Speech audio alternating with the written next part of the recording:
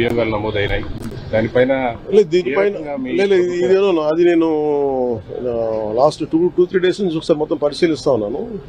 ఒకసారి మన ముఖ్యమంత్రి గారితో మాట్లాడి దీని మీద కలిసి సమిష్టి ఒక నిర్ణయం మన అభిప్రాయం అన్నిటి మీద ఉన్నాయి డిమాండ్స్, వీటన్ని పరిశీలించి దాని వెల్కమ్ దీన్ని తెలియజేస్తాం, అభిప్రాయం తెలియజేస్తాం. రాష్ట్రంలో రోజుకు కుంభకోణం ఈ రోజు మళ్ళీ తిరిగి కడప ఎయిర్పోర్ట్ సంబంధించి 150 కోట్లు, అట్లనే అంతకుముందు శ్రీకాకుళం జిల్లాలో కానీ అంటే సమోసాలకే 9 కోట్లు, అలా కాదండి, సమోసాలకే 9 కోట్లు అనుకున్నప్పుడు ఇవన్నీ మనం చూడాలి.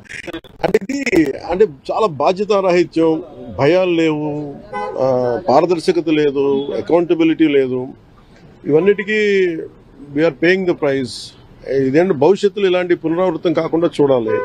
ఒకటి వాళ్ళు చేసిన దానికి వాళ్ళని అకౌంటబిలిటీ తీసుకురావడం, రెండు భవిష్యత్తులో ఇలాంటి పునరావృతం కాకుండా ఉండటం, వీటన్ని రెండింటి మీద ఆలోచిస్తారు. ఆర్జీవీ నోటీసులకి స్పందించకుండా తప్పించుకుని తిరుగుతున్నారు. ఆయన ఒక్కళ్ళే గారు, మిగతా చాలా మంది కూడా విచారణకు రమ్మంటే రాకుండా తప్పించుకుని తిరుగుతున్నారని చెప్తున్నారు. పోలీసులు ఆ విధంగా వాళ్ళు పట్టుకోలేకపోతున్నారా, లేకపోతే ఏంటి అసలు? అంటే చిత్తశుద్ధి లేదా పోలీసులు వాళ్ళకి అరెస్ట్ చేయడానికి కానీ వాళ్ళు పట్టుకోవడానికి కానీ, లేదంటే వాళ్ళకి తిరుగుతున్నారా? ఏంటి సార్ అది? Let the police do their job, let me do my job. నా పని నేను చేసుకున్నాను, వాళ్ళ పని వాళ్ళు చేయాలి కదా. గత గవర్నమెంట్ లో అయితే ఎక్కడున్నా కూడా పట్టుకునే వాళ్ళు, మాత్రం పోలీసులు చెప్తున్నారు వాళ్ళు ఢిల్లీ నుంచి కూడా పట్టుకెళ్లిన సందర్భాలు అలా అనిపించట్లేదా ఇప్పుడు? Imagine this on your resume, a certified expert in ChatGPT and AI tools.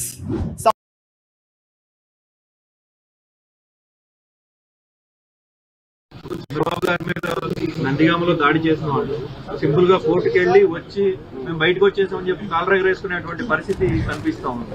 So ఎట్లా అంటే నేను ఒకటి లా అండ్ ఆర్డర్ హోమ్ నేను చేయట్లేదు. సో మీరు ఇది అడగాల్సింది మీరు ముఖ్యమంత్రి గారిని అడగాలి. కూటమి ప్రభుత్వం కాబట్టి కరెక్టే.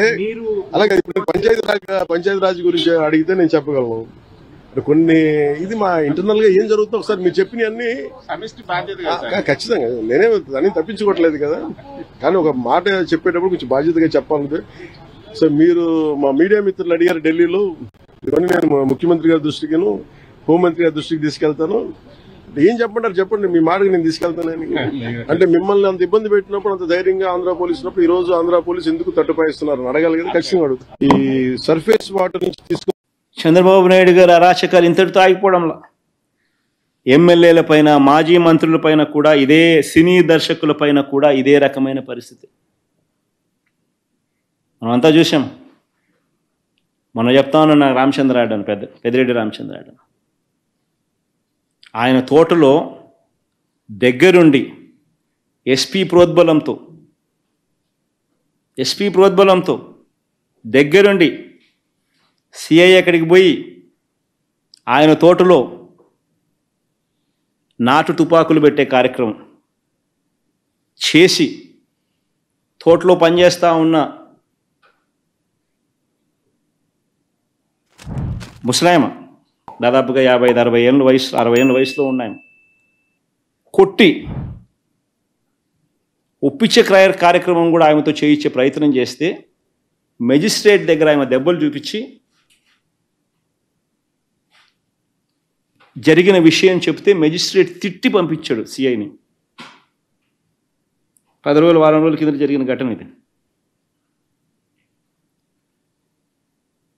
రాష్ట్రంలో ఈ మాదిరిగా పరిస్థితులు ఉన్నాయి. రామ్ గోపాల్ మనం అంత చూసినాం. వీళ్ళు సినిమాలు తీస్తే తప్పులా, వీళ్ళేం సినిమా తీసినప్పుడు వివేకం అని సినిమా తీస్తే తప్పులా? వీళ్ళు ఏం చేసినా, వీళ్ళు ఐటీడీపీ ద్వారా ఇష్టం వచ్చినట్టుగా వీళ్ళని రన్ చేసినా నష్టంలా, తప్పులా? వీళ్ళు ఎవరి మీద ఏ రకమైన మాట్లాడినా తప్పులా? రామ్ గోపాల్ వర్మ చేసిన సినిమాకు సెన్సార్ బోర్డు అప్రూవల్ ఉంది.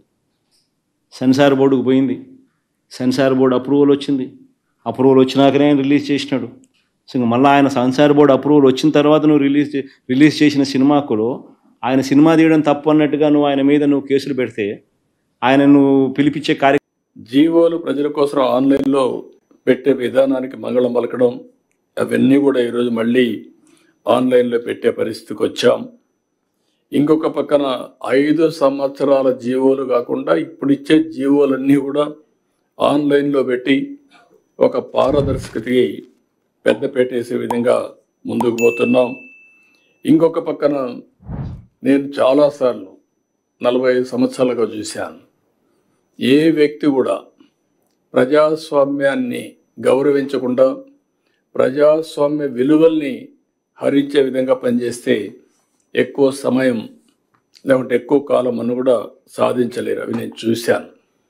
అదే సమయంలో ప్రజల్ని హింసించే శక్తులను కానీ వ్యక్తులను కానీ మనం ఉదాసీనతగా ముందుకు పోయినా దానివల్ల కూడా సమాజానికి చెడు జరుగుతుంది. ఇవన్నీ బ్యాలెన్స్ చేయాల్సిన అవసరం ఉంది. ఒకటే నేను మేమందరూ కూడా విజ్ఞప్తి చేస్తున్నా, ప్రజలందరికీ విజ్ఞప్తి చేస్తున్నా, ప్రజాస్వామ్యాన్ని విశ్వసిద్దాం, రాజ్యాంగాన్ని గౌరవిద్దాం, పూజిద్దాం. ఏ విధైతే ఎవ్వరు కూడా అహంకారంగా మనము లేకుండా అంబేద్కర్ గారు ఆ రోజు ఏదైతే చెప్పారో అలాంటి స్ఫూర్తిని గుర్తుపెట్టుకొని ముందుకు పోవాల్సిన అవసరం ఉంది. అదే సమయంలో ఈరోజు ఏదైతే రాజ్యాంగంలో మనకి ఇచ్చినటువంటి హక్కుల్ని ఎక్కడికక్కడ మరొక్కసారి ప్రతి ఒక్కరు కూడా నెమరువేసుకోవడమే కాకుండా మీకు తెలిసినంత వరకు దీన్ని పాటిస్తూ 10 మందిని పాటించే విధంగా చైతన్యవంతులు చేయడం కూడా చాలా అవసరం. ఒక్కొక్కసారి తెలుసో తెలియకుండా బాధ్యత కూడా మిస్ అవుతూ ఉంటాం. కానీ రిమైండ్ అనేది కూడా, అందుకనే మీరు చూస్తే నేను రిలీజియన్ కూడా ఎందుకు తీసుకొచ్చానంటే రిలీజియన్ అనేది ఒక నమ్మకం, రాజ్యాంగం అనేది యథార్థం.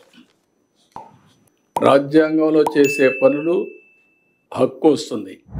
నమ్మకంతో నేను హిందూయిజం ఆచరిస్తాను, ఆ వారసత్వాన్ని గౌరవిస్తాను, లెగసీ పాటిస్తాను, ఆ లెగసీ కింది వాళ్ళు కూడా అందజేస్తాం. కానీ ఏ కులమైనా, ఏ మతమైనా, ఏ ప్రాంతమైనా రాజ్యాంగాన్ని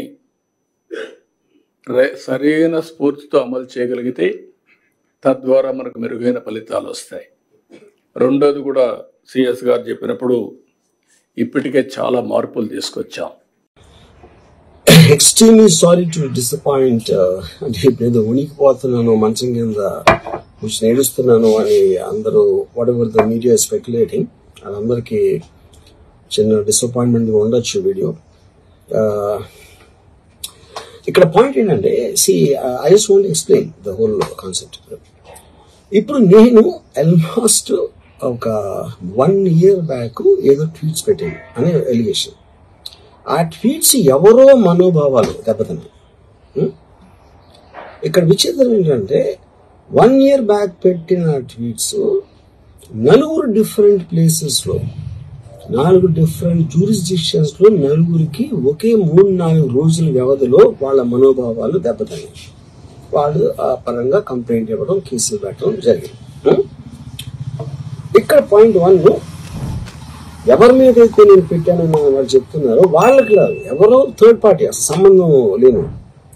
ఆ కాంటెక్స్ట్ లో అసలు ఈ కేసు ఎలాగా, ఈ సెక్షన్స్ ఎలా వర్తిస్తాయి అనేది అప్పుడు ఆబ్వియస్ గా నాకు వచ్చే అనుమానం కానీ, నాకు కానీ నా మనుషులు కానీ, ఇది ఒక పర్సిక్యూషన్ చేయటానికి ఒక పద్ధతి ప్రకారం ఉన్న ఎలవబుల్ లాస్ ని వాడుతున్నారా, లేకపోతే ఇప్పుడు వరల్డ్ ఓవర్ ఒక ఫినామినా ఏం జరుగుతుందంటే పొలిటికల్ పార్టీస్ వాళ్ళు they are weaponizing the systems of the police. అది అమెరికాలో జరుగుతుంది, యూరోప్ లో జరుగుతుంది, ఎక్కడ కూడా జరుగుతుంది.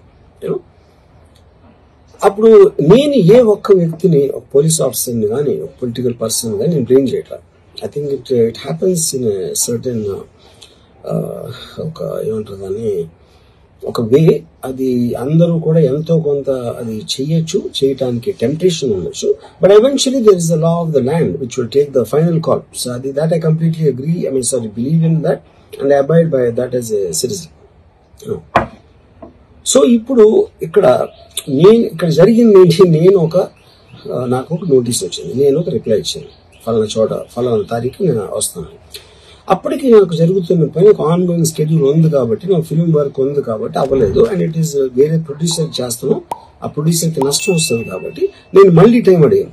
ఇదేంటి కేసు, ఇదేం అర్జెంట్ కేసు అంటే 1 year తర్వాత ట్వీట్ చూసిన అతనికి 1 week లో అన్ని అయిపోవాలనేది ఏమన్నా మీనింగ్ ఉంటుంది అసలు దానికి?